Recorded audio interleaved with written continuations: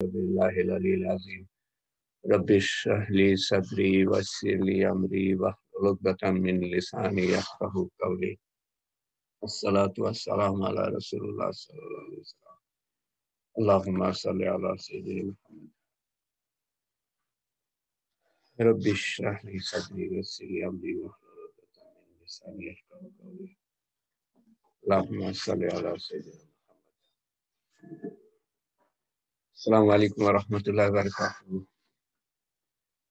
नहमदुहु व नुसल्ली अला रसूलिहिल करीम अम्मा बाद फ़अऊज़ु बिल्लाहि मिनश शैतानिर रजीम बिस्मिल्लाहिर रहमानिर रहीम।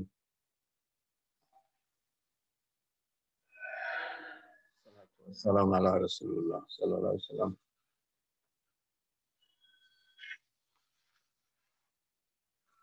তো গতবার আমরা ইনশাআল্লাহ যা আলাপ করেছিলাম তারপরে বাকি অংশটা আশা করি আজকে শেষ করতে পারবো। গতবার হুদাইবিয়ার চুক্তি সম্বন্ধে বলছিলাম, যেখানে মুসলমানরা উমরা করতে গিয়ে তাদেরকে আটকানো হয় আর মক্কায় যেতে দেওয়া হয় না। তারপর অনেক চেষ্টা করে চুক্তি করা হয় যে পরের বছর মুসলমানরা ফিরে আসবে হজ করার জন্য, এবং চুক্তির মধ্যে আরো ছিল যে কুরাইশ থেকে মুসলমানদের কাছে যদি কেউ চলে যায়, মুসলমান হয়েও যদি যায় মুসলমানদের কাছে কুরাইশ থেকে, মক্কা থেকে, তো তাকে মুসলমানরা ফেরত দিতে বাধ্য থাকবে। আর যদি মুসলমানদের থেকে কেউ যদি কুরাইশে চলে আসে, কুরাইশদের কাছে মক্কায়, তাদেরকে মক্কাবাসীরা ফেরত দিতে বাধ্য থাকবে না। এরপরে হজ করতে আসলেও 3 দিনের বেশি থাকতে পারবে না, ইত্যাদি ইত্যাদি আরো অন্যান্য শর্ত ছিল যা মুসলমানদের জন্য অপমানজনক ছিল। তো ওমর রাদিয়াল্লাহু আনহু এবং অনেকেই নাখোশ ছিলেন, প্রায় সবাই নাখোশ ছিলেন এই চুক্তি স্বাক্ষর করার জন্য। ওমর রাদিয়াল্লাহু আনহু জিজ্ঞেস করেন যে আপনি কি সত্যি নবী না? রাসূলুল্লাহ সাল্লাল্লাহু আলাইহি ওয়াসাল্লাম বলেন, হ্যাঁ আমি সত্যি নবী। আমরা কি সত্যের উপরে না, তারা কি মিথ্যার উপরে না? রাসূলুল্লাহ সাল্লাল্লাহু আলাইহি ওয়াসাল্লাম বলেন, হ্যাঁ, মানে আমরা সত্যির উপরে এবং তারা মিথ্যার উপরে। তো তারপর কেন আপনি এই চুক্তিতে স্বাক্ষর করছেন? আপনি আমাদের ছেড়ে দেন, তলোয়ার দিয়ে আমরা তাদের মোকাবেলা করব। তারপরে ওই যে একজন মুসলমান হয়ে মক্কা থেকে রাসূলুল্লাহ সাল্লাল্লাহু আলাইহি ওয়াসাল্লামের কাছে আশ্রয় চেয়েছিল, এবং রাসূলুল্লাহ সাল্লাল্লাহু আলাইহি ওয়াসাল্লাম তাকে ফেরত যেতে বলেন, যেহেতু কুরাইশদের তরফ থেকে যে এসেছিল সে বলল যে তোমরা যে চুক্তি করেছো যে মক্কা থেকে কেউ যদি মুসলমানদের কাছে আশ্রয় চায় তাহলে তাকে ফেরত দিতে হবে। তো এই যে আবু জান্দাল, সে মুসলমান হয়ে তোমাদের কাছে এসেছে, তাকে ফেরত দেওয়ার কথা তোমাদের চুক্তি অনুযায়ী। তো যদি না দাও তাহলে চুক্তি হবে না। রাসূলুল্লাহ সাল্লাল্লাহু আলাইহি ওয়াসাল্লাম আবু জান্দালকে বলেন যে তুমি ফিরে যাও, আল্লাহ তাআলা তোমার জন্য নিশ্চয়ই ভালো কিছু করবেন, তুমি আল্লাহর উপর ভরসা করো। তো সেই আবু জান্দালকে ফেরত দেওয়া হয়।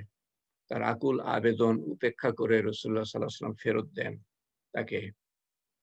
এবং এইসব কারণে মুসলমানরা অত্যন্ত আহ আহ উত্তেজিত হয়েছিল। এমনকি রাসূলুল্লাহ সাল্লাল্লাহু আলাইহি ওয়াসাল্লাম যখন তাদেরকে বলেন যে তোমরা মাথা নাড়া করো, মানে তোমরা কোরবানি করো, কোরবানি নিয়ে এসেছিল তারা যে উমরা করবে, কোরবানি করবে। তো এটা হজের মৌসুম ছিল না, হজ করতে ওনারা আসেন নাই, উমরা করতে এসেছিলেন, তো কোরবানিও করতে চেয়েছিলেন। তো তোমরা কোরবানি করো, করে মাথা নাড়া করো এই হুদায়বিয়াতে, মক্কা থেকে কিছু দূরে।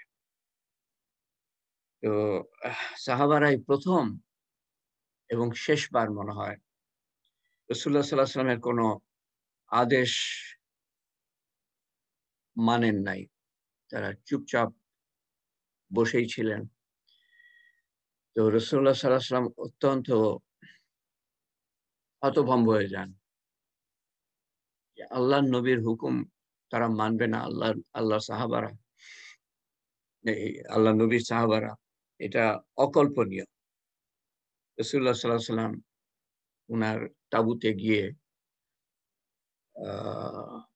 উনার স্ত্রী একজন সাথে এসেছিলেন, উম্মে সালামা আমার যতদূর খেয়াল পড়ে।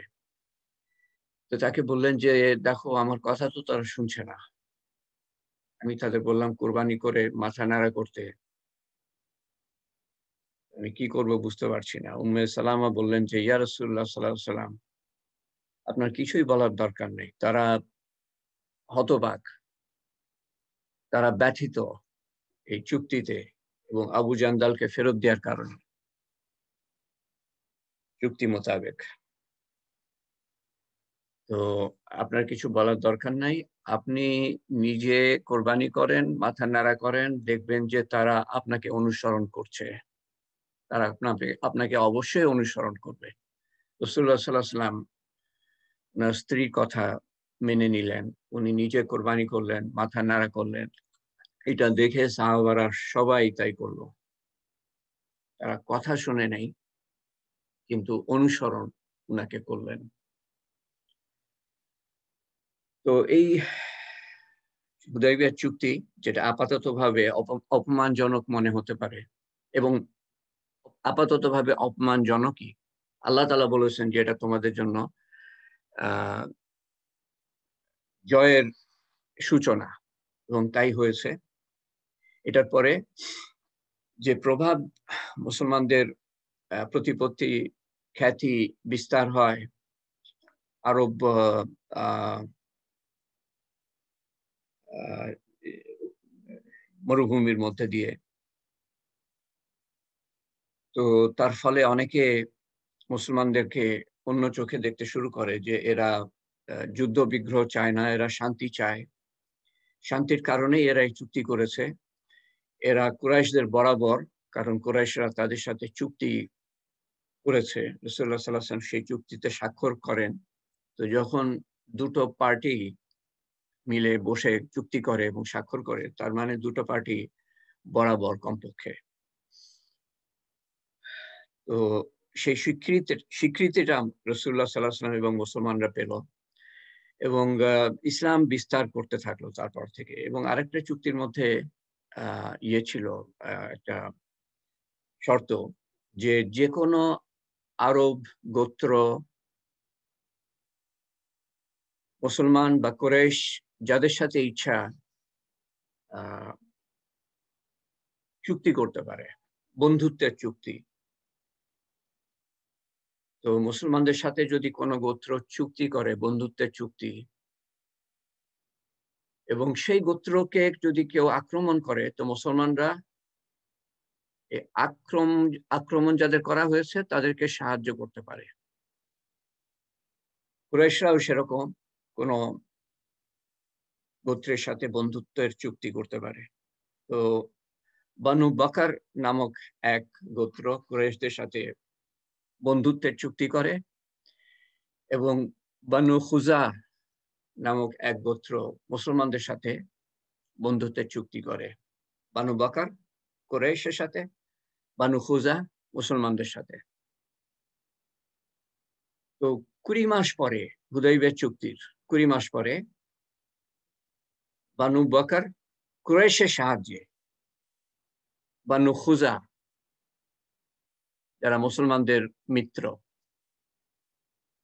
আক্রমণ করে এবং বেশ কিছু বানু খুজার মানুষকে হত্যা করে। বানু খুজা মুসলমানদের কাছে আবেদন করে সাহায্যের জন্য। মুসলমানরা এগিয়ে আসেন সাহায্য করার জন্য।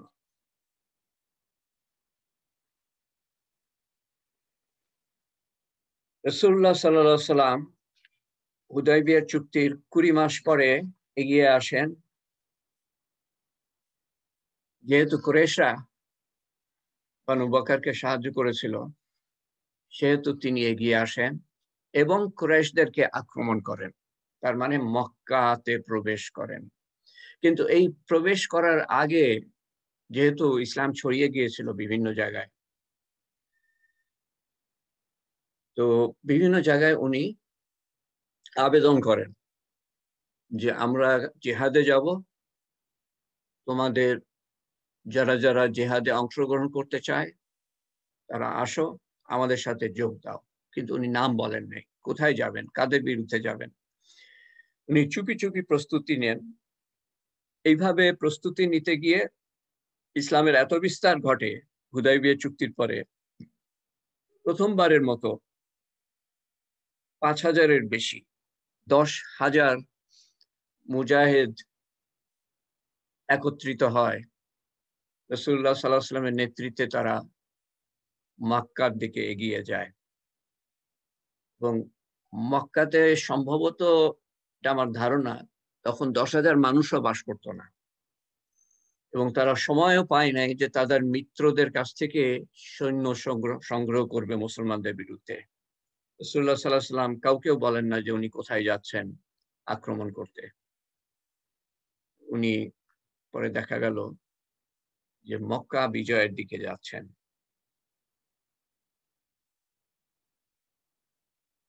প্রথমত কুরাইশরা প্রস্তুত না, দ্বিতীয়ত তাদের এত সেনাবাহিনী নাই যে মুসলমানদের বিরুদ্ধে খাড়া করবে, মুসলমানদের রুখে দাঁড়াবে, যুদ্ধ করবে। তাদের তাদের অত বাসিন্দাই ছিল না। তো এই বিরাট সেনাদল যখন কুরাইশরা দেখলো, তখন তারা হতভম্ব, হতবাক, বিস্মিত এবং তারা নিজেদের ধ্বংসের জন্য অপেক্ষা করতে থাকলো। মৃত্যু এবং ধ্বংসযজ্ঞ। তো রাসূলুল্লাহ সাল্লাল্লাহু আলাইহি ওয়াসাল্লাম প্রথমে ৬-৭টা দলে বিভক্ত করে মক্কার ৪টে প্রবেশ পথ আছে, চারিদিকে পাহাড়, ৪টে প্রবেশ পথ। ৩টে প্রবেশ পথে ৫,০০০ সৈন্য ৬-৭টা দলে বিভক্ত করে ৬-৭ সেনাপতির অধীনে ৬-৭টা দল ৩টে প্রবেশ পথে দিয়ে পাঠালেন এবং আরেক প্রবেশ পথ দিয়ে উনি ৫,০০০ সৈন্য। তো ৫,০০০ সৈন্য ৩টে প্রবেশ পথে আর ৫,০০০ সৈন্য উনার অধীনে। উনি আরেক চতুর্থ প্রবেশ পথে উনি এগিয়ে আসলেন। মক্কাবাসীরা হতবাক।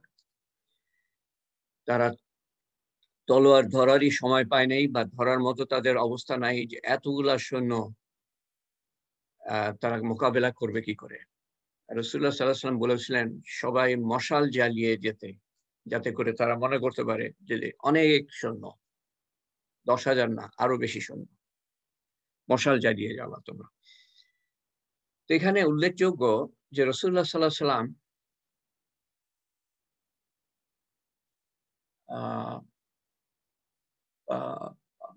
২১ বছর পর, ১৩ বছর মক্কায় নির্যাতিত। নির্যাতনের কিছু কিছু ঘটনাবলী আমি উল্লেখ করব একটু পরে। ১৩ বছর মক্কায়, ৮ বছর মদিনায় যাওয়ার পরে কুরাইশরা আক্রমণের পর আক্রমণ করতে থাকে।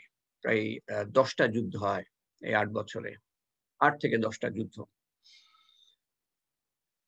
বদরের যুদ্ধ, উহুদের যুদ্ধ, খন্দকের যুদ্ধ, এইভাবে একের পর এক তারা ধ্বংস করতে চেয়েছে মুসলমানদেরকে, রাসূলুল্লাহ সাল্লাল্লাহু আলাইহি ওয়াসাল্লামকে।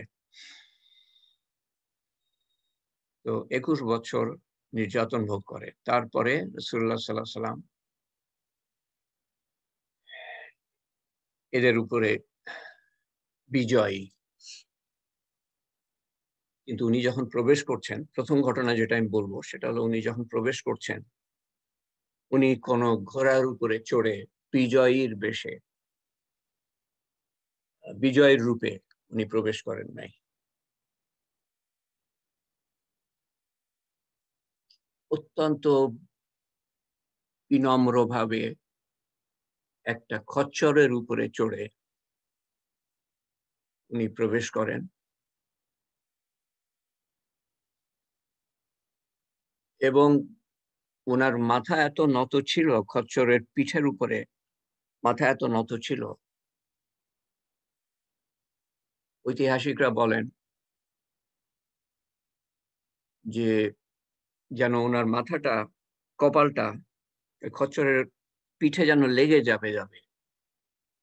মাথা নিচু এবং উনি আস্তাগফিরুল্লাহ, আস্তাগফিরুল্লাহ পড়তে যাচ্ছিলেন এবং কোরআনের একটা আয়াত পড়তে যাচ্ছিলেন। যে আয়াতে বলা হচ্ছে, এই যখন উনি মক্কা থেকে হিজরত করেন, তখন উনি কাঁদতে মক্কার দিকে তাকিয়ে বলেছিলেন যে, "হে মক্কা, তোমাকে আমি ভালোবাসি।" এই কথাটা বলেছিলাম আপনাদেরকে আমি ২ তালিম আগে। "হে মক্কা, তোমাকে আমি ভালোবাসি। যদি আমাকে বাধ্য করা না হতো, আমি অবশ্যই তোমাকে ত্যাগ করতাম না।" তখন আল্লাহ তাআলা কোরআনের একটা আয়াত নাজিল করেছিলেন, এটা ৮ বছর আগে, যে আমি অবশ্যই আপনাকে মক্কায় ফিরিয়ে আনবো। সেই আয়াতটা উনি তেলাওয়াত করতে প্রবেশ করছিলেন গাধার পিঠে চড়ে এবং মাথা নিচু করে এবং আস্তাগফিরুল্লাহ বলতে। এটা আমার ধারণা, কোনো লেখাতে আমি পড়ি নাই। আস্তাগফিরুল্লাহ পড়ার কারণটা আমি যে ধারণা করি, আল্লাহ তাআলা মাফ করেন যদি আমার ভুল হয়। যে উনার মনের মধ্যে যাতে কোনো গর্ব না আসে, সেই কারণে উনি আস্তাগফিরুল্লাহ, আস্তাগফিরুল্লাহ পড়তে আসছিলেন। শয়তান এসে উনার মনের মধ্যে প্রবেশ যাতে না করাতে পারে, যে আজকে তুমি বিজয়ী। এতদিন ২১ বছর এরা তোমাকে নির্যাতন করেছে। আজকে তুমি বিজয়ী। এই গর্বটা যাতে মনের মধ্যে না আসে। সমস্ত প্রশংসা আল্লাহ তাআলার এবং সমস্ত জয় আল্লাহ তাআলার কারণে।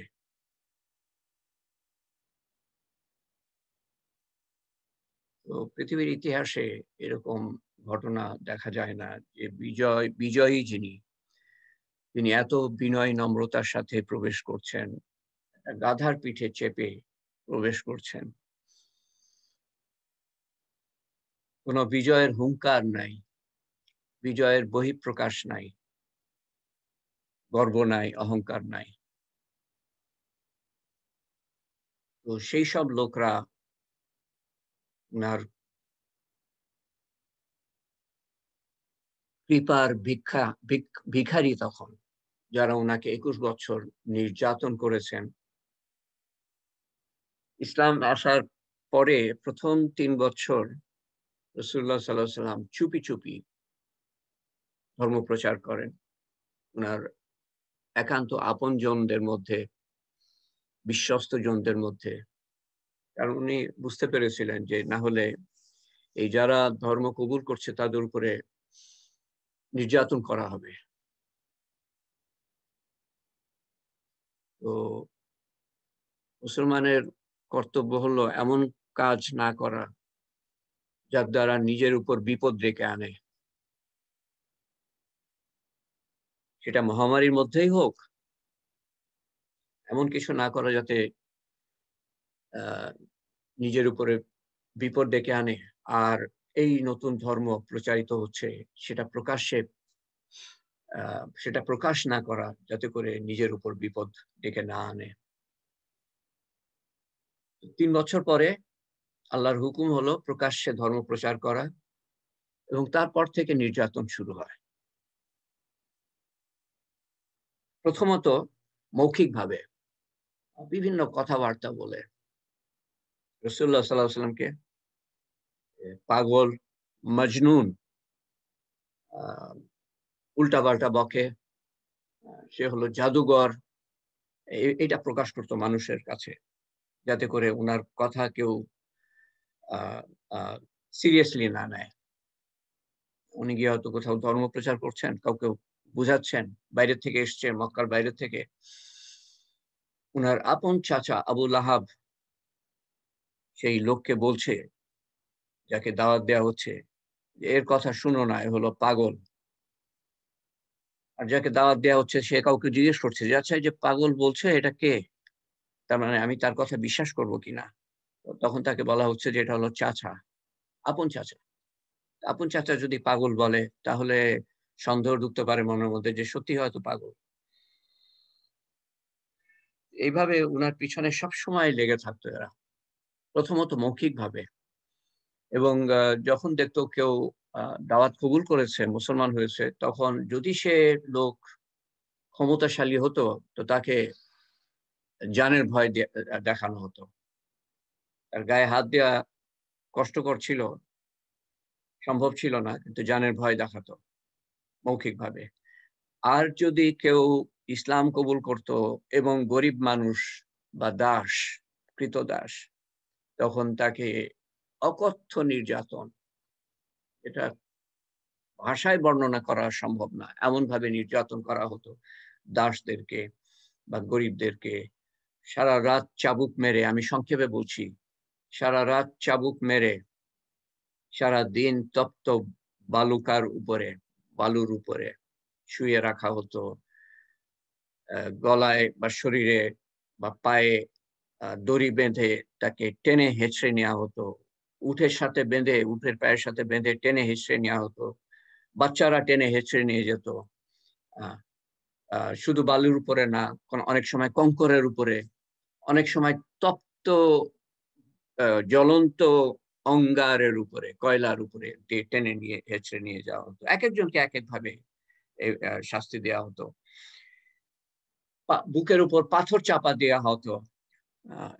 এভাবে বেলাল রাদিয়াল্লাহু আনহু কষ্ট পান, আম্মার রাদিয়াল্লাহু আনহু কষ্ট পান, খাব্বাব রাদিয়াল্লাহু আনহু কষ্ট পান। এভাবে আরো অনেক কৃতদাস কষ্ট পায় যখন তাদের মনিবরা জানতে পারে যে তাদের দাসরা ইসলাম কবুল করেছে।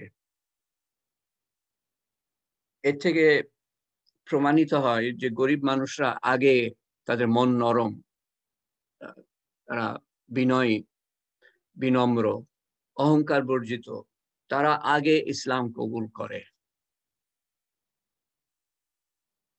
দেখবেন যে যার মধ্যে যত অহংকার সে ইসলাম থেকে তত দূরে। বড় লোকরা কবুল করেছিল, কিন্তু তারা বড়লোক হওয়া সত্ত্বেও বিনয়ী, বিনম্র, ভদ্র।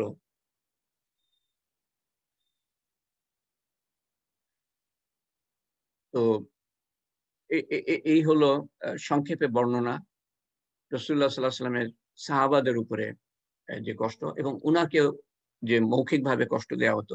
এটা কিছুদিন, অল্প কিছুদিন চলে মৌখিক। তারপরে শারীরিক কষ্ট শুরু হয় মানে বড়লোকদের উপরেও, রাসূলুল্লাহ সাল্লাল্লাহু আলাইহি ওয়াসাল্লামের উপরেও। একটা ঘটনা আছে, রাসূলুল্লাহ সাল্লাল্লাহু আলাইহি ওয়াসাল্লামকে মারধর করতে আসে। তখন আবু বকর রাদিয়াল্লাহু আনহু, যিনি অত্যন্ত সম্ভ্রান্ত ঘরের মানুষ এবং অত্যন্ত ধনী, উনি একেবারে প্রথম দিন ইসলাম কবুল করেন। প্রথম ব্যক্তি হলো খাদিজা রাদিয়াল্লাহু আনহা, যিনি ইসলাম কবুল করেন। তারপরে রাসূলুল্লাহ সাল্লাল্লাহু আলাইহি ওয়াসাল্লামের মেয়েরা, তারপরে আলী রাদিয়াল্লাহু আনহু, তারপরে আবু বকর রাদিয়াল্লাহু আনহু। একই দিনে ইতিহাস ইতিহাস বলে যে একই দিনে ইনারা ইসলাম গ্রহণ করেন, কবুল করেন প্রথম দিনে। এবং আবু বকর রাদিয়াল্লাহু আনহু যেহেতু ধনী এবং সম্ভ্রান্ত, সেহেতু উনার যে পরিচিত কয়েকজন ছিলেন, ওসমান রাদিয়াল্লাহু আনহু, তারপরে তালহা, জুবাইর, সাদ বিন আবি ওয়াক্কাস, ইনারা প্রথম দিনে ৫ জন ৬ জন প্রথম দিনে মুসলমান হন আবু বকর রাদিয়াল্লাহু আনহুর হাতে। আবু বকর রাদিয়াল্লাহু আনহু রাসূলুল্লাহ সাল্লাল্লাহু আলাইহি ওয়াসাল্লামের পরে প্রথম দায়ী, এবং যত দাওয়াতের কাজ হবে সব উনার আমলনামায় যাবে এবং রাসূলুল্লাহ সাল্লাল্লাহু আলাইহি ওয়াসাল্লামের আমলনামায় যাবে। তো রাসূলুল্লাহ সাল্লাল্লাহু আলাইহি ওয়াসাল্লামকে মারতে যাবে, তখন আবু বকর রাদিয়াল্লাহু আনহু এসে হস্তক্ষেপ করলেন। তখন যারা রাসূলুল্লাহ সাল্লাল্লাহু আলাইহি ওয়াসাল্লামকে মারতে যাবেন, তারা আবু বকর রাদিয়াল্লাহু আনহুকে বেদম মার, এমন মার দিলেন যে উনি বেহুশ হয়ে যান। উনার গোত্রের মানুষরা এসে উনাকে নিয়ে যান এবং বলে যান যে যদি আবু বকর মারা যায় তো আমরা তোমাদের সাথে যুদ্ধ করব, তোমাদেরকে আমরা শিক্ষা দিব। এরা মুসলমান কেউই না, কিন্তু আবু বকর রাদিয়াল্লাহু আনহুর বংশের মানুষ। তাকে নিয়ে যাওয়া হয়। কয়েক ঘন্টা পরে উনার হুঁশ আসে। হুঁশ আসার পরে মাকে প্রথম প্রশ্ন জিজ্ঞেস করেন যে আল্লাহর নবী কেমন আছেন। মা বলেন যে সে ভালো আছে। মা অবাক হয়ে যায় যে যার জন্য তিনি মার খেলেন, তিনি হুঁশ আসার পরেই প্রথমেই জিজ্ঞেস করেন যে আল্লাহর নবী কেমন আছে। মা বললেন যে সে ভালো আছে, তুমি খাবার খাও, পানি খাও ইত্যাদি। সে বলল যে না, আমি কিছুই খাবো না, আমি যতক্ষণ পর্যন্ত নিজের চোখে না দেখবো যে আল্লাহর নবী কেমন আছে ততক্ষণ পর্যন্ত আমি কিছুই খাবো না। মা মা নিবেন না, আর ছেলেও জেদ ছাড়বে না, কিছুই মুখে দিবে না। শেষ পর্যন্ত মা অনেক কষ্ট করে অন্য মানুষের সাহায্যে হয়তো উনাকে নিয়ে গেলেন। রাসূলুল্লাহ সাল্লাল্লাহু আলাইহি ওয়াসাল্লামকে দেখার পরে আবু বকর রাদিয়াল্লাহু আনহু বললেন যে ইয়া রাসূলুল্লাহ সাল্লাল্লাহু আলাইহি ওয়াসাল্লাম, আপনাকে দেখার পরে আমার জান ঠান্ডা হয়ে গেছে। আমার সমস্ত দুঃখ, ব্যথা, বেদনা সব আমি ভুলে গিয়েছি। এই ছিল আল্লাহর নবীর প্রতি উনার ভালোবাসা। তো রাসূলুল্লাহ সাল্লাল্লাহু আলাইহি ওয়াসাল্লামের উপরে বিভিন্ন তারপরে আ ঠিক মারধর না, কিন্তু শারীরিক নির্যাতন চালানো হয়। উনার আ আপন চাচী উনার চলার রাস্তায় আ খড়ি এবং কাঁটাযুক্ত আ কাঁটা, খড়ি এবং কাঁটা উনার রাস্তায় রেখে যেতেন। যাতে করে উনার বাড়ির কাছেই, এবং এই চাচী ছিলেন ১ম আ আ প্রতিবেশী। একদম সামনাসামনি বা পাশাপাশি প্রতিবেশী। চাচা ছিলেন যার সম্বন্ধে বলেছি আবুল আহাব। সবসময় পিছনে লেগে মানুষদেরকে বিভ্রান্ত করার জন্য। তো চাচী আ কাঁটা ফেলে যেতেন রাস্তায়। তারপরে আ একবার উনার বাড়িতেই উনি উঠানে হয়তো নামাজ পড়ছিলেন। তখন উনার আ পিঠে আ ভেড়ার ভেড়ার যে আ ভুঁড়ি সেটা ফেলে দেয়া হয়। তারপরে আ উনি দাওয়াত দিচ্ছেন কোনো এক জায়গায়। তো কেউ কথা শুনছে, রাস্তায় দাঁড়িয়ে দাওয়াত দিচ্ছেন। কেউ কথা শুনছে, কেউ শুনে কিছু বলে চলে যাচ্ছে, কোনো কথা শুনিয়ে চলে যাচ্ছে। শেষে একজন এসে থুতু ফেলে মুখের উপর থুতু দিয়ে চলে গেল। রাসূলুল্লাহ সাল্লাল্লাহু আলাইহি ওয়াসাল্লামের মেয়ে দূর থেকে দেখছিলেন, যায়েনব রাদিয়াল্লাহু আনহা। উনি দৌড়ে এসে নিজের আ ওড়নার কাপড় দিয়ে মুখটা মুছিয়ে দিয়ে তারপরে হয়তো বলতেন যে, "কেন আপনি এদের জন্য কষ্ট করছেন? যারা আপনার কথা শুনবে না, আপনার মুখে থুতু দিবে।" রাসূলুল্লাহ সাল্লাল্লাহু আলাইহি ওয়াসাল্লাম হয়তো বলতেন যে, "তোমার পিতার কষ্ট একদিন দূর হবে।" এটা উনার কাজ, উনাকে দাওয়াত দিতেই হবে। মানুষ যাই বলুক আর যাই করুক।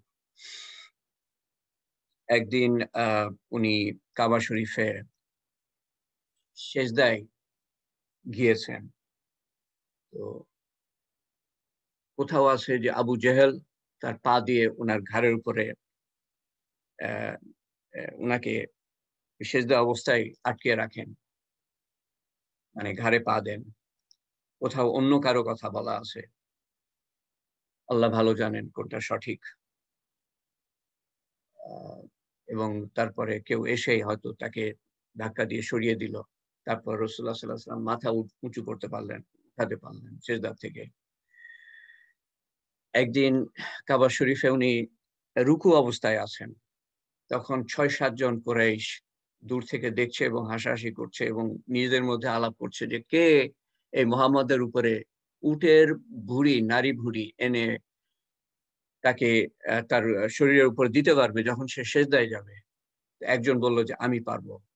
নামটা ভুলে গেলাম। সে গিয়ে কোন এক গোত্র থেকে অ্যা উটের নাড়ি ভুঁড়ি নিয়ে আসলো। উট জবাই করাই ছিল, নাড়ি ভুঁড়ি ছিল। সেটা নিয়ে এসে রাসূলুল্লাহ সাল্লাল্লাহু আলাইহি ওয়াসাল্লামের পিঠে রাখলো। উনি সেজদায় অবস্থায়।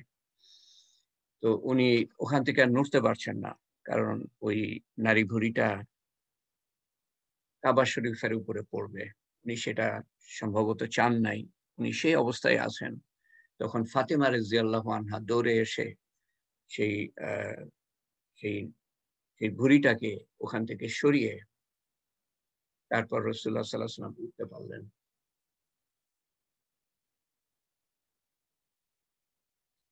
তো এরকম বিভিন্ন ঘটনা আছে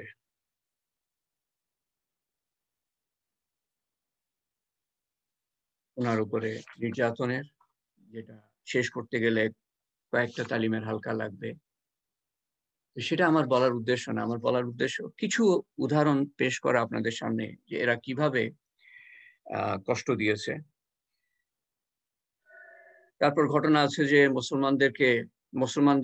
মুসলমানরা কষ্ট সহ্য করতে না পেরে আ রেড সি যেটাকে বলে লাল সমুদ্র পার হয়ে হাবশা নামক জায়গা যেটাকে বর্তমানে ইথিওপিয়া বলে সেখানে গিয়ে আশ্রয় নেয় এবং মুসলমানরা ২ বার সেখানে যায় এই কুরাইশদের নির্যাতন থেকে বাঁচার জন্য। ২ বার হাবশায় গিয়ে সেখানকার বাদশার আশ্রয় নেয়।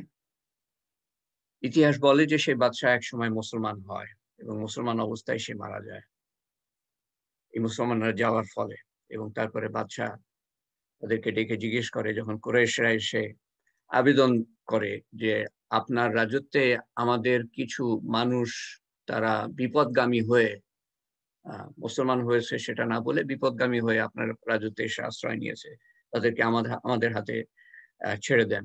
তারা আমাদের বাপ-দাদার পূর্বপুরুষের ধর্ম ত্যাগ করে আমাদের দেব-দেবীকে অমান্য করে তারা নতুন একটা ধর্ম মোহাম্মদ নামক একজন নিয়ে এসছে। সেই ধর্মে তারা দীক্ষিত হয়েছে এবং আপনার রাজ্যে এসে তারা আশ্রয় নিয়েছে। তাদেরকে আমাদের হাতে ছেড়ে দেন। বাদশাহ তাদেরকে ডাকলো মুসলমানদেরকে এবং জিজ্ঞেস করলো তারা কি করে। তখন তারা উত্তর দিল যে আমাদের একজন নতুন ধর্মপ্রচারক আল্লাহর তরফ থেকে এসেছে। আমাদেরকে দুনিয়ার সংকীর্ণতা থেকে আখিরাতের প্রশস্ততার দিকে নিতে এসছে।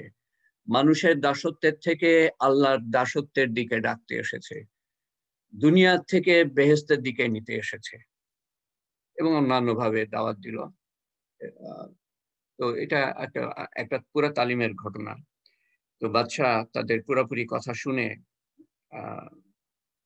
সে নিজেও ইসলাম কবুল করে। তো এভাবে ২ বার মুসলমানরা এই হাবশা বা ইথিওপিয়ায় আশ্রয় নেয় এবং একবার যেটা আমার কাছে সবচেয়ে বেদনাদায়ক মনে হয় ব্যক্তিগতভাবে, আমি ব্যক্তিগতভাবে বলছি। রাসূলুল্লাহ সাল্লাল্লাহু আলাইহি ওয়াসাল্লামের কাছে সবচেয়ে বেদনাদায়ক সেটা ছিল না। উনার কাছে ছিল তায়েফে উনি যে গেলেন এবং তায়েফের আ ছেলেরা উনাকে পাথর মারলো এবং উনার শরীর রক্তাক্ত করে দিল এবং তারপরে আল্লাহ তাআলা ফেরেশতা পাঠালেন, আ পাহাড়ের ফেরেশতা যে কিনা তায়েফের চারিদিকের পাহাড়কে একত্রিত করে সবাইকে ধ্বংস করতে চেয়েছিল। এই যে পরিস্থিতি সৃষ্টি হয় যখন তায়েফের মানুষরা ধ্বংস হয়ে যেতে পারত, এটা রাসূলুল্লাহ সাল্লাল্লাহু আলাইহি ওয়াসাল্লামের কাছে উনার জীবনের সবচেয়ে বেদনাদায়ক ঘটনা ছিল, সবচেয়ে বিপজ্জনক ঘটনা ছিল। আমার কাছে মনে হয় উনাদের উপরে সবচেয়ে যে কষ্টদায়ক সময় গিয়েছে সেটা ছিল ৩ টে বছর যখন প্রত্যেকটা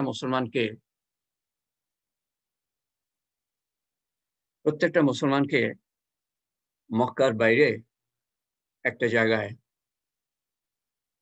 মক্কার ঠিক বাইরে একটা জায়গায় যারা মুসলমান হয়েছে তাদেরকে এবং যারা মুহাম্মদকে সাল্লাল্লাহু আলাইহি ওয়াসাল্লাম কুরাইশদের হাতে সোপর্দ না করবে তাদেরকে একঘরে করে দেওয়া হলো মক্কার বাইরে মরুভূমির মধ্যে। ৩ টে বছর তারা সেখানে কষ্ট করে।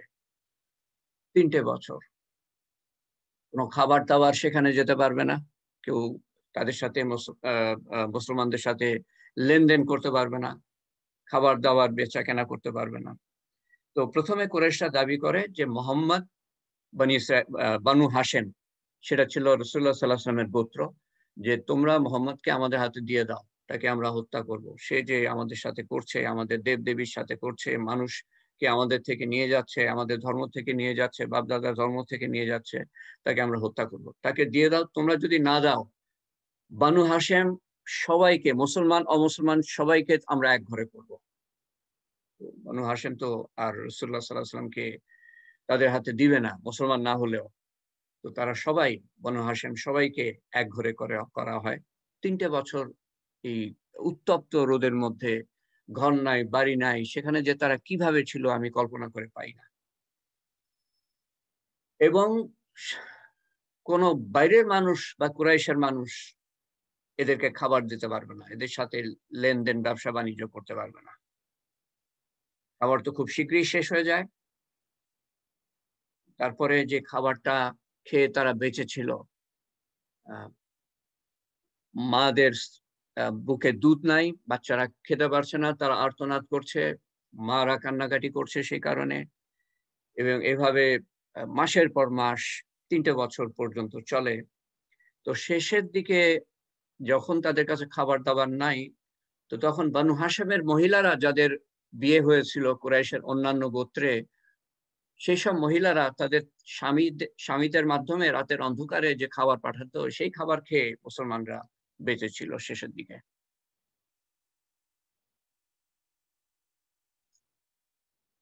এভাবে একটার পর একটা বছর ওনারা অতিবাহিত করেন মরুভূমির মধ্যে, খোলা আকাশে। আমি বুঝে পাই না ওনারা ৩টে বছর কিভাবে কাটান। আমার কাছে মনে হয় যে ওনাদের যে বিভিন্ন নির্যাতন, তার মধ্যে সবচেয়ে কষ্টকর নির্যাতন। তো যখন মুসলমানদের এক ঘরে করা হয়, কুরাইশদের মধ্যে 10টা গোত্র ছিল, 11টা গোত্র ছিল, 12টা গোত্র হবে আমার মনে হয়, বনু হাশেম বাদ দিয়ে 11টা হওয়ার কথা। 11টা গোত্র সবাই সই করে একটা কাগজের মধ্যে, যেখানে লেখা যে বনু হাশেমকে এক ঘরে করা হবে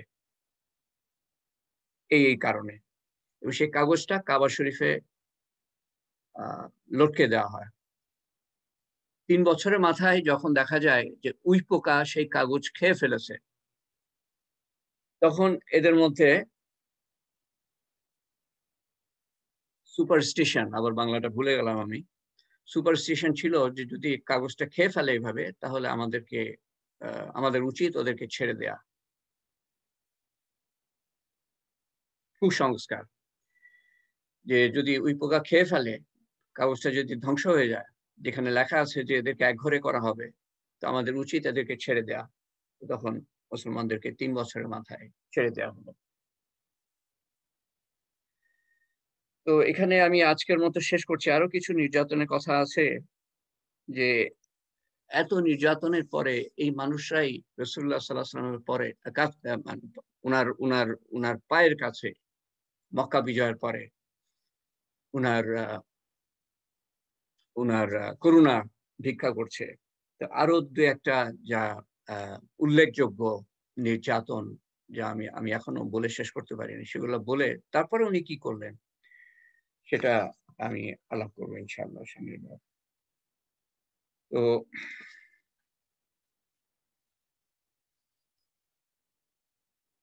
আমরা প্রায় 40 মিনিট অতিবাহিত করলাম। 40-45 মিনিট হয়নি এখনো, 5 মিনিট বাকি। তো দিনে গত 24 ঘন্টায় 1,60,000 মতো কম বেশি মানুষ দুনিয়া থেকে চলে গিয়েছে।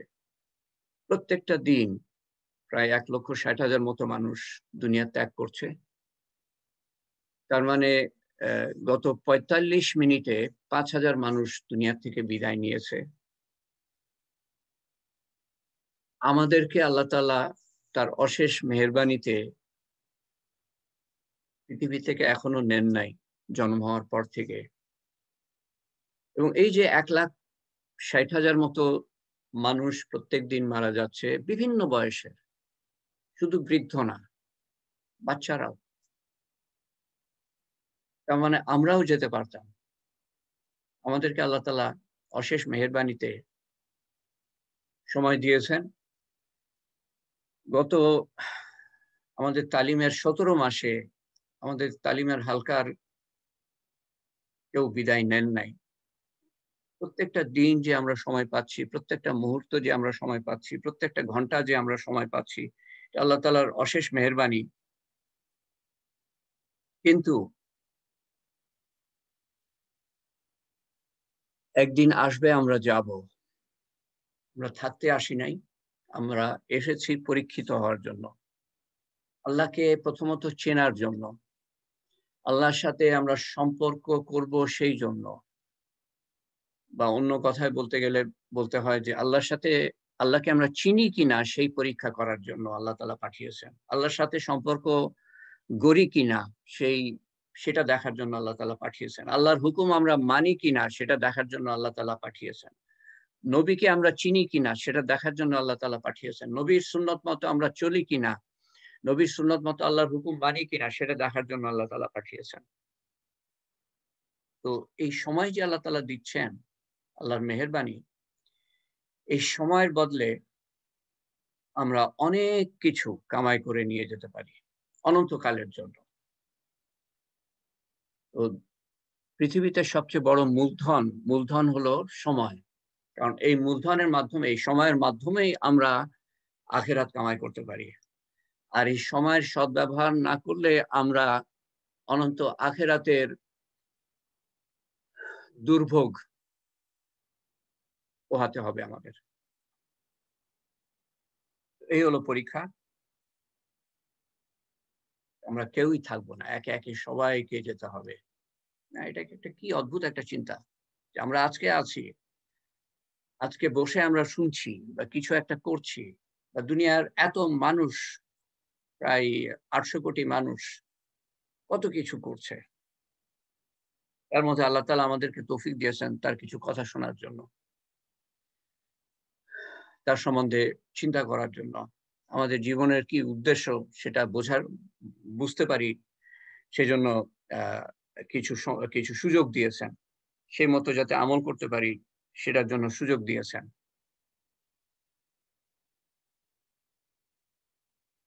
কিন্তু একদিন আসবে, কেউ থাকবো না আমরা। দুদিনের জীবন। নিশ্চয়ই আসবে মরণ। নিঃশ্বাসের বিশ্বাস নাই, এই আছি এই নাই।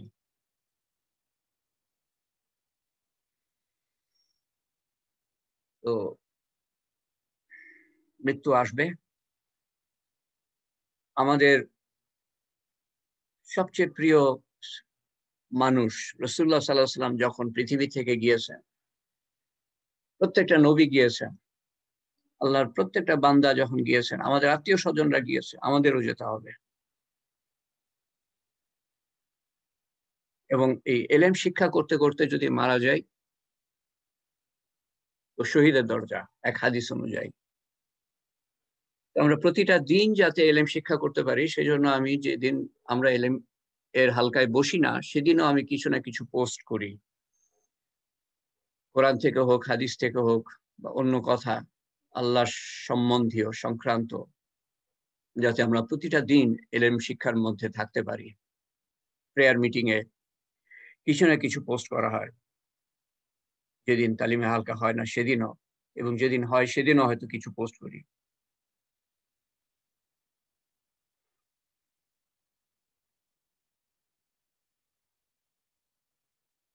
এবং এই যে আমরা বেঁচে আছি, এটা আমাদের নিজেদের প্রস্তুতির জন্য যে সুযোগ করে দিয়েছেন আল্লাহ তাআলা, শুধু সেটাই না, আমরা আমল করে, বিভিন্ন নেক আমল করে আমাদের আত্মীয়-স্বজন যারা বিদায় নিয়েছে তাদের জন্য আমরা দোয়া করব। সেটারও কিন্তু একটা বিরাট সুযোগ দিয়েছেন আল্লাহ তাআলা। এবং তারা কিন্তু অপেক্ষা করছেন। আমাদের জন্য অপেক্ষা করছেন। একদিন আমরা তাদের সাথে গিয়ে যোগ দিব। আর যতদিন যোগ না দিই, ততদিন তারা অপেক্ষা করছেন আমরা নেক আমল করব এবং তাদের জন্য দোয়া করব আমরা।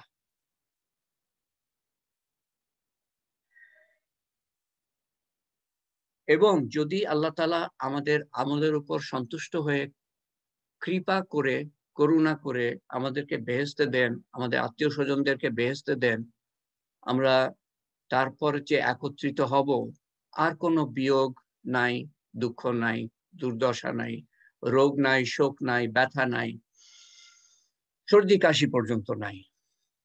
বেহেশতে আনন্দ আর আনন্দ। সেটার মূল্য আমাদেরকে পৃথিবীতে দিতে হবে। কোনো ইবাদত বন্দেগীও নাই বেহেশতে। আল্লাহর সাথে আমাদের চুক্তি দুদিনের। আল্লাহ যেন বলছেন আমাদেরকে যে, পৃথিবীর ২ টা দিন বান্দা আমার কথা মেনে নাও। অনন্ত আখেরাতে তুমি যা বলবা আমি তাই শুনবো। পৃথিবীতে আমার কথা শুনে নাও, আখেরাতে তুমি যা বলবা তা তো আমি শুনবই, তার থেকে বেশি দিব। তুমি কয়দিন আমার কথা শুনবা? 2টা দিন, 60-70 বছর 2টা দিনের মতো। আর আমি তোমার কথা কতদিন শুনবো? অনন্তকাল ধরে তোমার কথা আমি শুনতেই থাকবো, শুনতেই থাকবো। যা বলবা তার থেকে বেশি দিব। আত্মীয়-স্বজন আমাদের জন্য যে অপেক্ষা করছেন সেটাই না, তারা আমাদের কাছ থেকে দোয়া চাচ্ছেন। আমরা তাদের জন্য দোয়া করি। যেকোনো নেক আমল করে আমরা দোয়া করতে পারি। একটা খেজুর দিয়ে হলেও তুমি আখিরাতের দোজখের আগুন নিভাও। একটা খেজুর দিয়ে হলেও, একটা পয়সা দিয়ে হলেও, একটা সুবহানাল্লাহ বলার মাধ্যমে মাধ্যমেও তুমি আখিরাত কামাই করতে পারো। যেকোনো নেক আমল, যত ছোটই হোক, সেটা ছোট না আখিরাতের তুলনায়। তো গত আ শনিবারের তালিমের পরে আমি জানতে পারি যে আমাদের একজন অংশগ্রহণকারী আহমেদ উজ্জ্বল এর ছোট বোনের স্বামী গত শনিবার মারা গিয়েছেন। সেটা আমি জানতে পারি তালিমের হালকার পরে। সেজন্য দোয়াতে উনাকে শামিল করতে পারি নাই। তো আহমেদ উজ্জ্বলের পরিবার জানতে চেয়েছেন যে এরকম অবস্থায় আমরা কি করতে পারি যে মারা গিয়েছে তাদের জন্য, তার জন্য বা তাদের জন্য। আমাদের সবাই কেউ না কেউ মারা গিয়েছে। আমরা কি করতে পারি? এ সম্বন্ধে আমরা আগে আলাপ করেছি। আবার আমি স্মরণ করাই যে মৃত ব্যক্তির রুহের মাগফিরাতের জন্য আমরা তার জন্য দোয়া করি। কিভাবে দোয়া করি? যেকোনো নেক আমল করে আল্লাহর কাছে দোয়া করি। কোন চল্লিশা বা কোন কুলখানি ৩ দিনের দিন কুলখানির যে রেওয়াজ আছে আমাদের সমাজে, এটা রাসূলুল্লাহ সাল্লাল্লাহু আলাইহি ওয়াসাল্লামের সুন্নত থেকে আমরা পাই না। ৩ দিনের দিন আমি দোয়া করব বা ৪০ দিনের দিন দোয়া করব। তো ১ম ৩ দিন তাহলে কি তার দোয়ার প্রয়োজন নাই? বা ৩ দিনের পর ৪০ দিনের দিন দোয়া করব। এর মধ্যে কি দোয়ার প্রয়োজন নাই? বা বছরে, বছরে দোয়া করব। এর মধ্যে কি দোয়ার প্রয়োজন নাই? প্রতিটা দিন আমরা দোয়া করি। এবং সেটার জন্য যেকোনো নেক আমল করি। নেক আমল বলতে কি বোঝায়? তার মধ্যে বিস্তারিত আমি না যাই। আমরা সবাই জানি যেকোনো ভালো আমল কেবলমাত্র আল্লাহর খুশির জন্য, আল্লাহর সন্তুষ্টির জন্য করি। যে নেক আমল যেটা আল্লাহ বলেছেন বা আল্লাহর নবী বলেছেন এবং প্রতিটা দিন দোয়া করি। এজন্য যে ইমাম সাহেবকে ডাকতে হবে, দোয়ার মাহফিল করতে হবে, মানুষকে ডাকতে হবে, খাওয়াতে হবে তাদেরকে, তার কোনো প্রয়োজন নাই। পৃথিবীর সমস্ত ইমাম, আলেম মিলে সেভাবে দোয়া করতে পারবে না। আপনি যেভাবে আপনার স্বামীর জন্য, আপনার স্ত্রীর জন্য, আপনার ভাইয়ের জন্য, আপনার বোনের জন্য, আপনার মার জন্য, আপনার পিতার জন্য দোয়া করতে পারবেন। কেউ সেভাবে দোয়া করতে পারবে না। আমরা হয়তো মনে করতে পারি যে আলেম ওলামারা তারা পরেজগার মানুষ, তাদের দিয়ে দোয়া করলে আল্লাহ তাআলা কবুল করবেন। সেটা সে ধারণা ঠিক আছে। তাদের দিয়ে দোয়া করলে আল্লাহ তাআলা কবুল করতে পারেন। কিন্তু আপনি আমি দোয়া করলে যে আল্লাহ তাআলা কবুল করবেন না, সেটা তো না। তারা পরেজগার, আমরাও পরেজগার হয়ে যেতে পারি। পরেজ মানে কি? যে আল্লাহ যেটা নিষেধ করেছেন সেটাকে পরহেজ করা, সেটা থেকে দূরে থাকা।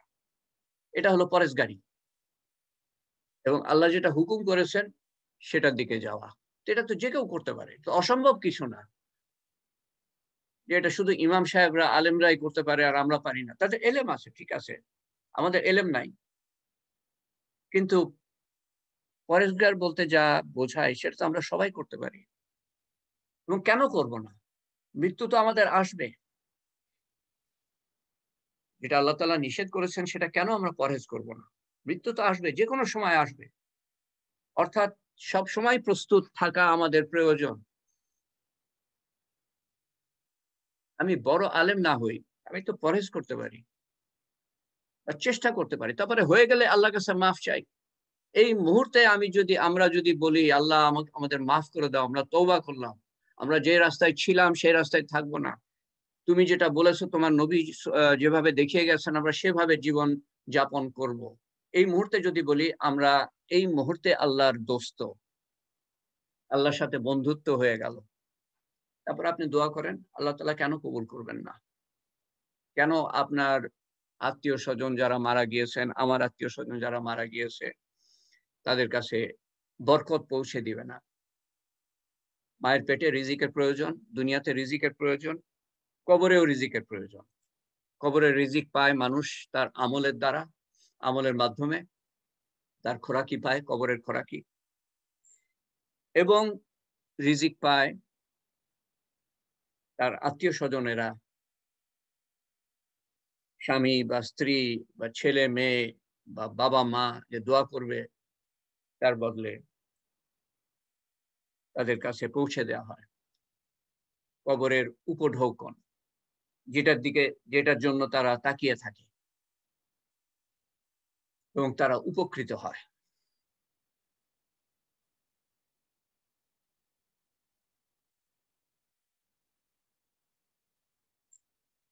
তো আমরা যে কেউ নিজেদের আত্মীয়র জন্য যেভাবে দোয়া করতে পারবো আর কেউ পারবে না।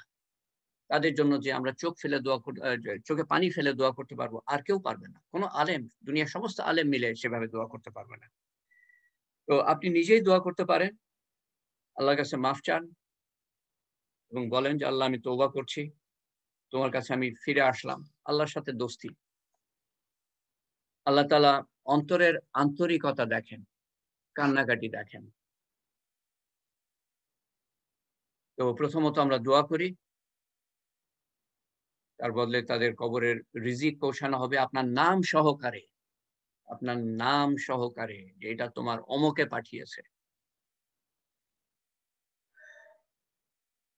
রিজিক তো 3 দিনের দিন প্রয়োজন না, প্রতিটা দিন প্রয়োজন।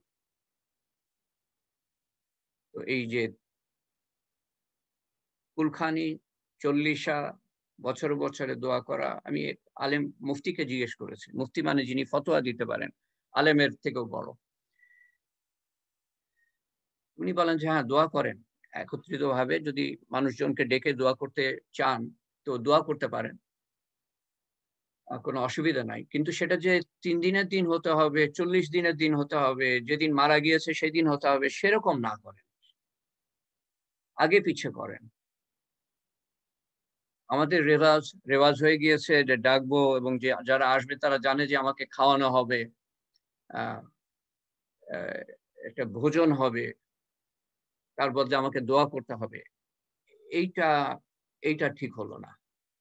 খাওয়ানোর বদলে দোয়া নেয়া, এটা ঠিক হলো না। আমি যদি কাউকে খাওয়াই তারপর যেন না বলি যে আমার জন্য দোয়া করবেন।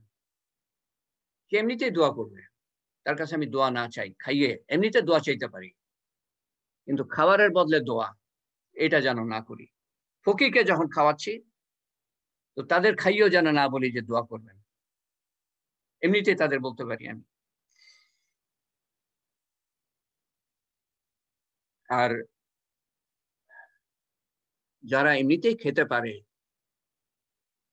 মৃত ব্যক্তির সওয়াবের জন্য তাদের ডেকে খাইয়ে তাদের কাছ থেকে দোয়া নেওয়ার চেয়ে গরিবদের আমি খাইয়ে দিই, এতিমদের খাইয়ে দিই, এটা অনেক বেশি কাজের হবে, অনেক বেশি সওয়াবের হবে। যারা খাবার পায় না তাদেরকে খাবার দিই, তারপর তাদের কাছে দোয়া না চাই, তারা এমনিতেই দোয়া করবে। তো প্রতিদিন দোয়া, তারপরে সদকা করার কথা বলা আছে হাদিসে। 40 দিনের দিন সদকা করব না, প্রত্যেকটা দিন আপনি করতে পারেন। 1 টাকা 2 টাকা গরিবদেরকে তো যে কেউ প্রত্যেকটা দিন দিতে পারে। প্রতিটা দিন সদকা করা উচিত কিছু। আল্লাহ তাআলা অত্যন্ত পছন্দ করেন। যা পারি আমি, একটা খেজুর হলেও যদি পারি সেটাও যেন সদকা করি, হাদিসে বলা আছে। তারপর মৃত ব্যক্তির কোনো ইচ্ছা যদি অপূর্ণ থাকে সেটা পূরণ করার চেষ্টা করা, তার ওসিয়ত বলে, সে যেটা চেয়েছিল পূরণ করতে পারে নাই সেটা পূরণ করার চেষ্টা করা। এবং তাদের সাথে যাদের উঠা বসা, তাদেরকে, সেসব ব্যক্তিদেরকে সম্মান করা বা তাদের দেখাশোনা করা, এটা অনেক সওয়াবের কাজ। 4টে কথা বললাম: দোয়া, সদকা, তাদের ইচ্ছা পূরণ করা এবং তাদের সাথে যাদের উঠা বসা ছিল তাদের দেখাশোনা করা। এবং সদকার মধ্যে সেই সদকাটা সম্বন্ধে বিশেষভাবে বলা হয়েছে, যেটাকে বলা হয় সদকায়ে জারিয়া, যেটা জারি থাকবে। এমন একটা কিছু করলাম যেটা থেকে মানুষ লাভবান হতেই থাকবে। তো আহমেদ উজ্জ্বলের বোনের স্বামীর জন্য আমরা দোয়া করি, আল্লাহ তাআলা উনাকে মাফ করে দেন, উনার কবরের আযাব মাফ করেন, হাশরের ময়দানে উনার প্রতি উত্তম ব্যবহার দেখান, পুলসিরাত বিদ্যুতের গতিতে পার করে দেন এবং বিনা হিসাবে জান্নাতুল ফেরদৌসে দাখিল করেন। যারা অসুস্থ সবার নাম আমি সময়ের কারণে সময় একটু অতিবাহিত হয়ে গিয়েছে, যেহেতু আহমেদ উজ্জ্বলের পরিবার জানতে চাচ্ছিল যে কি কি করা উচিত।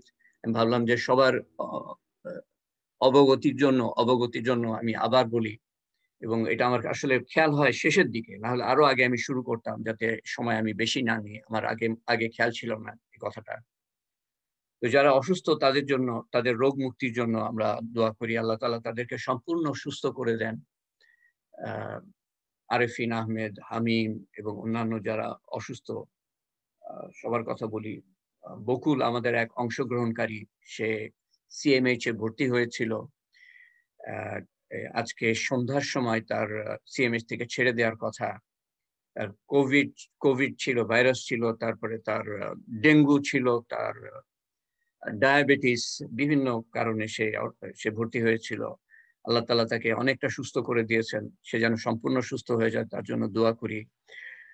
আমার ফুফাতো বোন মুকুল আপার ছেলে উজ্জ্বল মারা গিয়েছে কয়েকদিন আগে, তার জন্য আমরা দোয়া করেছি। এবং উনার স্বামী জাহাঙ্গীর ভাই ওয়েস্ট এন্ড স্কুলের শিক্ষক ছিলেন, উনি ডবল স্ট্রোকে শয্যাগত, আপনাদের মনে থাকবে। তো এই জাহাঙ্গীর ভাইও কোভিড পজিটিভ, মুকুল আপাও কোভিড পজিটিভ, এবং যেই সন্তানটার মেরুদণ্ডে সমস্যা, সেই সন্তানকে এখন পিতার দেখাশোনা করতে হচ্ছে হাসপাতালে। মুকুল আপা বাসাতেই আছেন। তো ওনাদের জন্য আমরা দোয়া করি, আপনাদের কাছে দোয়া চাই। এবং আরো যারা অসুস্থ, যাদের নাম আমি বলতে পারি না এই সময়ের কারণে, সবার জন্য দোয়া করি। কারো নাম জানার প্রয়োজন আসলেই পড়ে না, আল্লাহ তাআলা জানেন কারা অসুস্থ। আমরা সবার জন্য দোয়া করি, যারা অসুস্থ সমস্ত পৃথিবীর মধ্যে, যারা বিপদ আপদের মধ্যে, সবার জন্য আমরা দোয়া করে থাকি। সমস্ত মানুষের যারা মারা গিয়েছে, মুসলমান যারা মারা গিয়েছে, তাদের মাগফিরাতের জন্য আমরা দোয়া করে থাকি। সবার আত্মীয় স্বজনের জন্য দোয়া করে থাকি। নাম বলি না বলি কিচ্ছু যায় আসে না আল্লাহ তাআলার কাছে। এবং প্রতিটা তালিমের পরে যে আমরা দোয়া করি, আমাদের সমস্ত আত্মীয় স্বজন যারা কবরে শায়িত, তারা লাভবান হতে থাকেন। এবং এটা এটা হাদিস অনুযায়ী বিরাট লাভবান হতে থাকেন। যারা অসুস্থ তাদের নাম বলি আর না বলি আল্লাহ তাআলা জানেন। সবার জন্য আমরা দোয়া করি। তো সূরা ফাতিহা পড়ি আমরা একবার, এবং সূরা ইখলাস পড়ি ৩ বার। তারপরে আমরা দোয়া করি, আউযু বিল্লাহি মিনাশ শাইতানির রাজিম, বিসমিল্লাহির রহমানির রহিম, আলহামদুলিল্লাহি রাব্বিল আলামিন, আর রহমানির রহিম, মালিকি ইয়াউমিদ্দিন, ইয়াকা না'বুদু ওয়া ইয়াকা নাস্তাঈন, ইহদিনাস সিরাতাল মুস্তাকিম, সিরাতাল লাযিনা আন'আমতা আলাইহিম গায়রিল মাগদুবি আলাইহিম ওয়ালাদ-দাল্লিন। সূরা ফাতিহা আরো ২ বার পড়েন, তারপরে সূরা ইখলাস ৩ বার। বিসমিল্লাহির রহমানির রহিম, আলহামদুলিল্লাহি রাব্বিল আলামিন, আর রহমানির রহিম, মালিকি ইয়াউমিদ্দিন, ইয়াকা না'বুদু ওয়া ইয়াকা নাস্তাঈন, ইহদিনাস সিরাতাল মুস্তাকিম, সিরাতাল লাযিনা আন'আমতা আলাইহিম গায়রিল মাগদুবি আলাইহিম ওয়ালাদ-দাল্লিন। আমিন। বিসমিল্লাহির রহমানির রহিম, আলহামদুলিল্লাহি রাব্বিল আলামিন, আর রহমানির রহিম, মালিকি ইয়াউমিদ্দিন, ইয়াকা না'বুদু ওয়া ইয়াকা নাস্তাঈন, ইহদিনাস সিরাতাল মুস্তাকিম, সিরাতাল লাযিনা আন'আমতা আলাইহিম গায়রিল মাগদুবি আলাইহিম ওয়ালাদ-দাল্লিন। আমিন। বিসমিল্লাহির রহমানির রহিম, কুল হুয়াল্লাহু আহাদ, আল্লাহুস সামাদ, লাম ইয়ালিদ ওয়া লাম ইউলাদ ওয়া লাম ইয়াকুল লাহু কুফুয়ান আহাদ। বিসমিল্লাহির রহমানির রহিম, কুল হুয়াল্লাহু আহাদ, আল্লাহুস সামাদ, লাম ইয়ালিদ ওয়া লাম ইউলাদ ওয়া লাম ইয়াকুল লাহু কুফুয়ান আহাদ। বিসমিল্লাহির রহমানির রহিম, কুল হুয়াল্লাহু আহাদ, আল্লাহুস সামাদ, লাম ইয়ালিদ ওয়া লাম ইউলাদ ওয়া লাম ইয়াকুল লাহু কুফুয়ান আহাদ। আল্লাহুম্মা আমিন। আল্লাহুম্মা সাল্লি আলা সাইয়্যিদিনা মুহাম্মদ, জাযাল্লাহু আন্না মুহাম্মাদান সাল্লাল্লাহু আলাইহি ওয়াসাল্লাম ওয়া আহলুহু। সুবহান রাব্বিয়াল আলিয়্যিল আ'লাল ওয়াহাব, সুবহানাল্লাহি ওয়া বিহামদিহি আদাদা খালকিহি ওয়া রিদা নাফসিহি ওয়া জিনাতা আরশিহি ওয়া মিদাদা কালিমাতিহি। আল্লাহুম্মা আজিরনা মিনান নার, আল্লাহুম্মা আজিরনা মিনান নার, আল্লাহুম্মা আজিরনা মিনান নার। ربنا آتنا في الدنيا حسنة وفي الآخرة حسنة وقنا عذاب النار وقنا عذاب القبر وقنا عذاب الميزان وقنا عذاب الصراط وقنا عذاب المسيح الدجال. ربنا هب لنا من أزواجنا وذرياتنا قرة أعين واجعلنا للمتقين إماما. ربي اجعلني مقيم الصلاة ومن ذريتي ربنا تقبل دعاء. لا إله إلا الله الحليم الكريم سبحان الله رب العرش العظيم والحمد لله رب العالمين. أسألك موجبات رحمتك وعزائم مغفرتك وغنيمة من كل بر وسلامة من كل إثم. لا تدع لنا ذنبا إلا غفرته ولا هما إلا فرجته ولا مريضا إلا شفيته ولا دينا إلا قضيته ولا مجاهدا إلا نصرته ولا مظلوما إلا نصرته ولا مسلما إلا رحمته ولا حاجة يا لك رضا إلا قضيتها يا أرحم الراحمين يا أرحم الراحمين يا أرحم الراحمين. اللهم أسألك من خير ما سألك منه نبيك محمد صلى الله عليه وسلم ونعوذ بك من شر ما استعاذك منه نبيك محمد صلى الله عليه وسلم. أنت المستعان وعليك البلاغ ولا حول ولا قوة إلا بالله العلي العظيم. اللهم اغفر لأمة محمد صلى الله عليه وسلم. اللهم ارحم أمة محمد صلى الله عليه وسلم. اللهم احفظ أمة محمد صلى الله عليه وسلم. اللهم اهدي أمة محمد صلى الله عليه وسلم. اللهم اهدنا واهد بنا واهد الناس جميعا. اللهم اغفر لي ولوالدنا وجميع المؤمنين والمؤمنات والمسلمين والمسلمات الأحياء منهم والأموات إنك موجب الدعوات برحمتك يا أرحم الراحمين. আল্লাহ তুমি অশেষ মেহেরবান, আল্লাহ তুমি আরহামুর রাহিমিন, আল্লাহ তুমি রাহিমুল মাসাকিন, তুমি জিল কুওয়াতুল মাতিন। আল্লাহ ও আল্লাহ, তাই তুমি আমাদেরকে তোমার সামনে হাত উঠাবার তৌফিক দিয়েছো আল্লাহ। তাহলে তোমার সামনে হাত উঠাবার আমাদের কোনো মুখ নাই, স্পর্ধা নাই আল্লাহ। তোমার সামনে দাঁড়াবার তৌফিক দাও আল্লাহ। ও আল্লাহ, তোমার সামনে রুকু করার তৌফিক দাও আল্লাহ। তোমার সামনে সেজদা করার তৌফিক দাও আল্লাহ। একবারও তোমার শান মতো দাঁড়াতে পারি নাই তোমার সামনে, তোমার শান মতো রুকু করতে পারি নাই তোমার সামনে, তোমার শান মতো সেজদা করতে পারি নাই তোমার সামনে, তোমার শান মতো তোমাকে ডাকতে পারি নাই একবারও আল্লাহ। তারপরেও তুমি আমাদের তৌফিক দিয়েছো আল্লাহ, তোমার অশেষ মেহেরবানি আল্লাহ। তুমি আমাদের সমস্ত ইবাদত, সমস্ত আমল, সমস্ত কিছু আমাদের কবুল করো আল্লাহ। যা কিছু বলেছি এবং শুনেছি কবুল করো আল্লাহ। তার ভুল ভ্রান্তি সংশোধন করে আল্লাহ তোমার শাহী দরবারে কবুল করে তার সওয়াব রাসূল করিম সাল্লাল্লাহু আলাইহি ওয়াসাল্লামের কাছে পৌঁছে দিও আল্লাহ। ও আল্লাহ, তুমি অশেষ মেহেরবান আল্লাহ, তুমি অশেষ মেহেরবান আল্লাহ। এবং ইউনুস আলী যিনি তোমার হাওয়ালায়, তার কাছে পৌঁছে দিও আল্লাহ। এবং আমাদের সমস্ত আত্মীয় স্বজন যারা তোমার হাওয়ালায়, তাদের কাছে পৌঁছে দিও। আমাদের পিতামাতা, দাদা দাদি, নানা নানি, চাচা চাচি, ফুপা ফুপু, খালা খালু, মামা মামি, আত্মীয় স্বজন, বন্ধু বান্ধব, শিক্ষক শিক্ষয়িত্রী, পাড়া প্রতিবেশী, সবার কাছে পৌঁছে দিও আল্লাহ, তথা সমস্ত মুসলমানের কাছে পৌঁছে দিও আল্লাহ।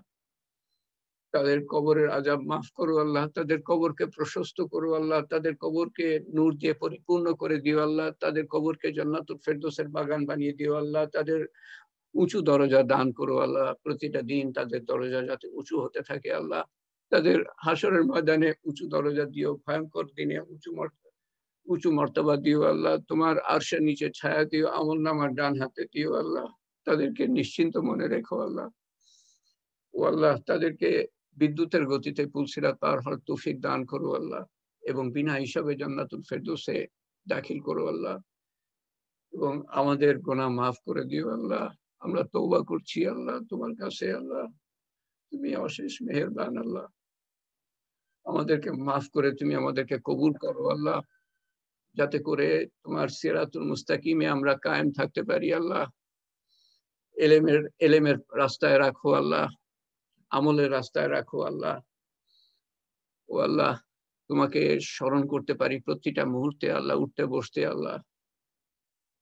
তোমার প্রতি দায়িত্ব পুরাপুরি ভাবে পালন করতে পারি আল্লাহ, সেই তৌফিক দান করো আল্লাহ। আমাদের ঈমান যাতে বাড়তেই থাকে, আমল যাতে সুন্দর হতেই থাকে আল্লাহ। তোমার বান্দার প্রতি দায়িত্ব পালন করতে পারি, সেই তৌফিক দান করো আল্লাহ। কারো প্রতি যদি আমাদের দায়িত্ব পালন করে না থাকি বা কাউকেও যদি আঘাত করে থাকি আল্লাহ, তুমি তোমার তরফ থেকে মাফ করে দিও আল্লাহ, যাতে তারা আমাদেরকে মাফ করে দেয় আল্লাহ। ও ও আল্লাহ, এবং প্রতিটা আমল তোমার সন্তুষ্টি সহকারে, তোমার ভালোবাসা সহ, তোমার হাবিবের ভালোবাসা সহ যাতে করতে পারি সেই তৌফিক দান করো আল্লাহ। প্রতিটা মুহূর্তে আমাদেরকে শয়তানের ধোঁকা থেকে বাঁচিয়ে রেখো আল্লাহ, নফসের তাড়না থেকে বাঁচিয়ে রেখো, দুনিয়ার চাকচিক্যের থেকে বাঁচিয়ে রেখো আল্লাহ। এগুলা থেকে বাঁচার ক্ষমতা আমাদের নাই আল্লাহ, একমাত্র তুমি বাঁচিয়ে রাখতে পারো। তুমি বাদশাহ, আমরা ফকির। তুমি পরাক্রমশালী, আমরা দুর্বল আল্লাহ। তুমি ক্ষমাকারী, আমরা গুনাহগার। ও আল্লাহ, তুমি আমাদেরকে এবং আমাদের সন্তান সন্ততিকে, আমাদের আত্মীয় স্বজনকে, আমাদের পাড়া প্রতিবেশীকে, আমাদের দেশবাসীকে, আমাদের বিশ্ববাসীকে কবুল করো আল্লাহ। হেদায়েত দান করো আল্লাহ, রহমত করো আল্লাহ, মাগফিরাত করো আল্লাহ। সমস্ত মুসলমানকে তুমি মাগফিরাত করো আল্লাহ, ক্ষমা করো আল্লাহ। সমস্ত মানুষকে হেদায়েত করো আল্লাহ, তারাও যাতে তোমার কাছে ক্ষমা চাইতে পারে আল্লাহ, তারাও যাতে তোমাকে সন্তুষ্ট করতে পারে আল্লাহ। আমরা সবাই যাতে তোমাকে সন্তুষ্ট করতে পারি আল্লাহ। আমাদের হাত ধরে কবর পর্যন্ত নিয়ে যেও আল্লাহ, শয়তানের শেষ চেষ্টা ব্যর্থ করে দিয়ে তোমার সন্তুষ্টি সহ যাতে যেতে পারি, কলেমা সহ যাতে তোমার সর্বোত্তম ব্যবহার পেতে পারি, কবরে তোমার সর্বোত্তম ব্যবহার পেতে পারি, হাসরের ময়দানে তোমার সর্বোত্তম ব্যবহার পেতে পারি, পুলসিরাত পার হতে এবং বিনা হিসাবে জান্নাতুল ফেরদৌসে দাখিল হতে, এবং সবাই যাতে আমরা একত্রিত বাস করতে পারি চিরকালের জন্য আল্লাহ, চিরদিনের জন্য আল্লাহ, কোনো দুঃখ কষ্ট ছাড়া আল্লাহ, কোনো যন্ত্রণা, রোগ শোক বিয়োগ ছাড়া আল্লাহ, কোনো সর্দি কাশি ছাড়া আল্লাহ। ও আল্লাহ, আমরা বিভিন্ন বিভিন্ন বিপদ আপদে হাত উঠিয়েছি তোমার কাছে, বিভিন্ন নেক হাজতে নেক চাওয়া পাওয়া নিয়ে হাত উঠিয়েছি তোমার কাছে আল্লাহ, যা তুমি জানো আল্লাহ। বিভিন্ন অসুখ বিসুখের কারণে হাত উঠিয়েছি, আমাদের বিভিন্ন আত্মীয় স্বজন অসুখ বিসুখের মধ্যে, বা আমরা নিজেরাও আত্মীয় অসুখ বিসুখের মধ্যে আল্লাহ, তুমি আমাদেরকে শেফায়ে কুল্লি এনায়েত করো আল্লাহ, আমাদেরকে রোগ মুক্তি দান করো আল্লাহ, আমাদের মনের নেক হাজত পুরা করে দাও আল্লাহ, আমাদের বিপদ দূর করে দাও আল্লাহ। যারা পৃথিবীতে বিভিন্ন আনাচে কানাচে বিভিন্ন বিপদ আপদের মধ্যে আছে, তার সমাধান একমাত্র তোমার কাছে, সবার নির্যাতনের সমস্যা একমাত্র তোমার কাছে আল্লাহ। ও আল্লাহ, তুমি আমাদের কবুল করো আল্লাহ, তুমি আমাদের জন্য সহজ করে দিলে সমস্ত সবচেয়ে কঠিন কাজ সহজ হয়ে যাবে আল্লাহ। তুমি যদি সহজ না করো আল্লাহ, সবচেয়ে সহজ কাজ কঠিন থেকে যাবে আল্লাহ। তুমি আমাদের সবাইকে কবুল করো আল্লাহ, তোমার শান মতো আমাদের দান করো আল্লাহ, তোমার শান মতো আমাদের হেফাজত করো আল্লাহ। তোমার শান মতো চাওয়ার তৌফিক আমাদের নাই আল্লাহ, ক্ষমতা আমাদের নাই আল্লাহ। ও আল্লাহ, اللهم إنك عفو كريم تحب العفو فاعف عنا ربنا ظلمنا أنفسنا وإن لم تغفر لنا وترحمنا لنكونن من الخاسرين ربنا لا تزغ قلوبنا بعد إذ هديتنا وهب لنا من لدنك رحمة إنك أنت الوهاب ربي أني مسني الضر وأنت أرحم الراحمين ربي أنزلني منزلا مباركا وأنت خير المنزلين ربي ارحمهما كما ربياني صغيرا لا إله إلا أنت سبحانك إنا كنا من الظالمين يا قاضي الحاجات يا رفيع الدرجات يا حلال المشكلات يا مجيب الدعوات برحمتك نستغيث يا أول الأولين يا آخر الآخرين يا أكرم الأكرمين يا أرحم الراحمين يا راحم المساكين يا ذي القوة المتين ربنا تقبل مني إنك أنت السميع العليم ربنا تقبل مني إنك أنت السميع العليم ربنا تقبل مني إنك أنت السميع العليم وتب علينا إنك أنت التواب الرحيم سبحان ربك رب العزة عما يصفون وسلام على المرسلين والحمد لله رب العالمين وحمد لا إله إلا الله محمد رسول الله صلى الله عليه وسلم آمين يا رب العالمين اللهم آمين آمين يا رب العالمين সামনের তালিম ইনশাআল্লাহ বৃহস্পতিবার একে অপরকে দাওয়াত দিই, আল্লাহ তাআলা আমাদের তৌফিক দিবেন, আর একে অপরকে জন্য দোয়া করি, ফেরেশতাদের দোয়া পাবো আমরা ইনশাআল্লাহ। আসসালামু আলাইকুম, সবাই আপনারা আনমিউট করতে পারেন।